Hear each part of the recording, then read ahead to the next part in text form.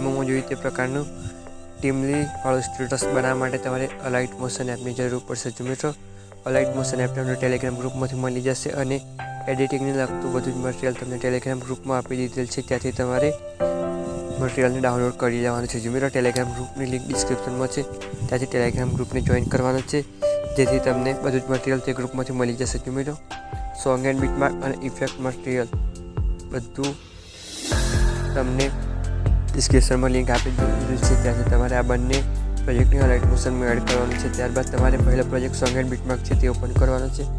જો મિત્રો આ પ્રોજેક્ટ ઓપન કરશો એટલે તમને આ રીતના સોંગ મળી જશે, જેમાં બીટમાર્ક કરી દીધેલ છે। જો મિત્રો વિડીયો લાંબો ન થાય એટલા માટે આપણે બીટમાર્ક પહેલાંથી કરી દીધેલ છે। જો મિત્રો જ્યાં ઇફેક્ટને એડ કરવાના છે ત્યાં બીટમાર્ક કરી રાખેલ છે। મિત્રો ત્યારબાદ આપણે જે ફોટો પર સ્ટેટસ બનાવવા માંગતા તે ફોટો સિલેક્ટ કરવા માટે નીચે તરફ પ્લસ છે તેની પર ક્લિક કરવાનું છે, ત્યારબાદ મીડિયાવાળા ઓપ્શનમાં જવાનું છે, ત્યારબાદ શેપની નીચે જે ઓપ્શન આપેલ છે તેની પર ક્લિક કરશો એટલે તમને આ પ્રકારનો ઇન્ટરફેસ જોવા મળશે। ત્યારબાદ તમારે આવી રીતના ઉપર જે ઓપ્શન છે તેની પર ક્લિક કરશો એટલે આ પ્રકારે ફોલ્ડરો જોવા મળશે। જો તો તમારે જે ફોલ્ડરમાં ફોટો હોય તે ફોલ્ડરમાંથી તમારે ફોટોને શોધી લેવાનો છે, અથવા તો તમે જે ફોટો પર સ્ટેટસ બનાવવા માંગતા તે ફોટો આપણે સિલેક્ટ કરી લેવાનો છે। જો મિત્રો આપણે ફોટો પર ક્લિક કરવાનું છે, ત્યારબાદ ઉપરની તરફ પ્લસ છે તેની પર ક્લિક કરી દેવાનું છે એટલે ફોટો આવી રીતના આવી જશે। ત્યારબાદ સિમ્પલી બેક આવવાનું છે અને ફોટોને ફૂલ સ્ક્રીન કરવા માટે ફોટો પર ક્લિક કરવાનું છે, ત્યારબાદ ઉપરની તરફ થ્રી ડોટ છે તેની પર ક્લિક કરી ફિલ કમ્પોઝિશન એરિયા લખેલ છે તેની પર ક્લિક કરશો એટલે આવી રીતના તમારે ફોટો ફૂલ સ્ક્રીનમાં આવી જશે। ત્યારબાદ બેક આવવાનું છે, ત્યારબાદ તમારે ફોટોની લેન્થને સોંગના એડમાં લઈ જવા માટે આવી રીતના ફોટોવાળા લેયર પર ક્લિક કરવાનું છે અને આવી રીતના સોંગના એડમાં આવી જવાનું છે।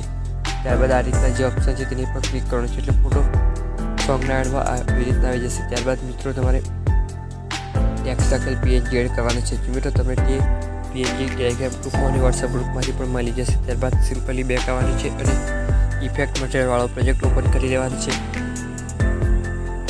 જો મિત્રો ત્યારબાદ તમારે સૌથી નીચે જે 3 લેયર આપેલ છે તે 3 લેયરને કોપી કરવાના છે। જો મિત્રો તમને આ લેયરને કોપી કરવા માટે સૌથી નીચે જે આંખવાળો ઓપ્શન છે તેની પર દબાવી રાખવાનું છે, ત્યારબાદ તેની ઉપરના બંને લેયરને આવી રીતના તમારે સિલેક્ટ કરવાના છે। જો મિત્રો 3 લેયર સિલેક્ટ થયા બાદ તમારે આવી રીતના પ્લસવાળા નિશાન પર ક્લિક કરી કોપી 3 લેયર છે તેની પર ક્લિક કરશો એટલે આ 3 લેયર કોપી થઈ જશે। ત્યારબાદ સિમ્પલી બેક આવી જવાનું છે અને જે પ્રોજેક્ટ એડિટ કરતા હતા તે પ્રોજેક્ટમાં આવી જવાનું છે।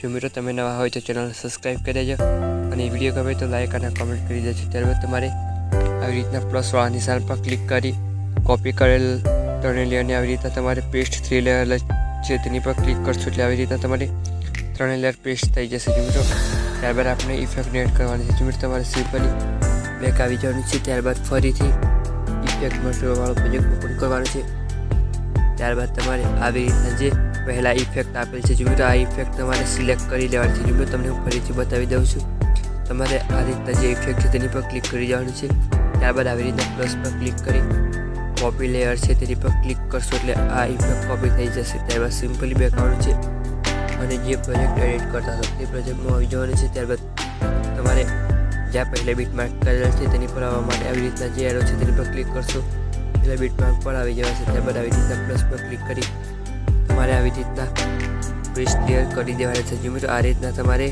જ્યાં સુધી ડબલ બીટમાર્ક ન આવે ત્યાં સુધી આવી રીતના ઇફેક્ટને એડ કરતા રહેવાનું છે। જો મિત્રો આ રીતના આપણે ડબલ બીટમાર્ક આવી જાય ત્યાં અલગ ઇફેક્ટને એડ કરવાની છે એટલે આપણે 5.9 સેકન્ડ છે ત્યાં આપણે ઇફેક્ટને એડ કરવાની નથી। ત્યારબાદ આપણે સિમ્પલી બેક આવવાનું છે અને એક અલગ ઇફેક્ટ મટીરિયલમાંથી તમારે ઇફેક્ટને કોપી કરી લેવાની છે। જો મિત્રો ત્યારબાદ તમને આ પ્રકારે બીજા નંબરમાં જે ઇફેક્ટ આપે છે તેની પર ક્લિક કરી દેવાનું છે, ત્યારબાદ આવી રીતના પ્લસ પર ક્લિક કરી કોપી લેયર પર ક્લિક કરવાનું છે એટલે આ ઇફેક્ટ કોપી થઈ જશે। ત્યારબાદ સિમ્પલી બેક આવવાનું છે અને જે પ્રોજેક્ટ એડિટ કરતા હતા તે પ્રોજેક્ટમાં આવી જવાનું છે।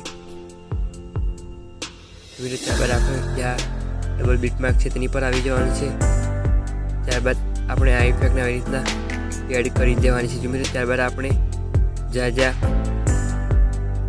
ડબલ બીટમાર્ક પછીના માર્ક કરેલ છે ત્યાં આવી રીતના તમારે ઇફેક્ટની એડ કરી લેવાની છે। જો મિત્રો આ રીતના આપણે ઇફેક્ટની એડ કરી લેવાની છે। જો મિત્રો તમારે કોઈપણ પ્રકારનું મટીરિયલ જોઈતું હોય તો તમને ટેલિગ્રામ ગ્રુપમાંથી મળી જશે અને તમારે ટેલિગ્રામ ગ્રુપને જોઈન કરી લેવાનો છે। જો મિત્રો આ રીતના તમારે ઇફેક્ટને એડ કરવાની છે. જો મિત્રો તમારે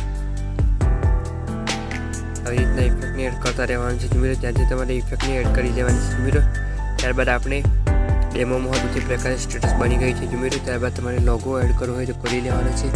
ત્યારબાદ તમારે સિમ્પલી બેક આવવાનું છે અને ફરીથી ઇફેક્ટ મટીરિયલવાળો પ્રોજેક્ટ ઓપન કરી દેવાનો છે. ત્યારબાદ તમારે બોર્ડરને એડ કરવા માટે જે સૌથી પહેલાં બોર્ડરવાળો લેયર છે તેની પર ક્લિક કરી દેવાનું છે. ત્યારબાદ આવી રીતના પ્લસ પર ક્લિક કરી કોપી લેયર છે તેની પર ક્લિક કરશો એટલે આ લેયર કોપી થઈ જશે. ત્યારબાદ સિમ્પલી બેક આવવાનું છે. ત્યારબાદ તમારે ફરીથી જે પ્રોજેક્ટ એડિટ કરતા હતા તે પ્રોજેક્ટમાં જવાનું છે અને ફરીથી તમારે આવી રીતના પ્લસ પર ક્લિક કરી પેસ્ટ ક્લિયર કરવાનું છે. આ રીતના તમારે બોર્ડર એડ થઈ જશે. જો મિત્રો ત્યારબાદ આપણું ડેમોમાં હતું તે પ્રકારે બનીને સ્ટેટસ રેડી થઈ ગયું છે.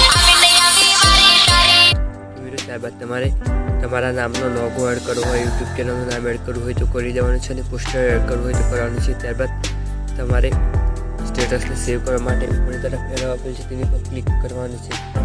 જો મિત્રો તમે ન હોય તો ચેનલને સબસ્ક્રાઈબ કરી દેજો અને લાઇક અને કોમેન્ટ કરી દેજો. ત્યારબાદ તમારે વિડીયોની નીચે 1080 FHDની જગ્યાએ 720 HD સિલેક્ટ કરવાનું છે. ત્યારબાદ તમારે એક્સપોર્ટ પર ક્લિક કરી આવી રીતના એક્સપોર્ટ એનીવેર લખેલ છે તેની પર ક્લિક કરવાનું છે એટલે તમારે સ્ટેટસ એક્સપોર્ટ થઈ જશે.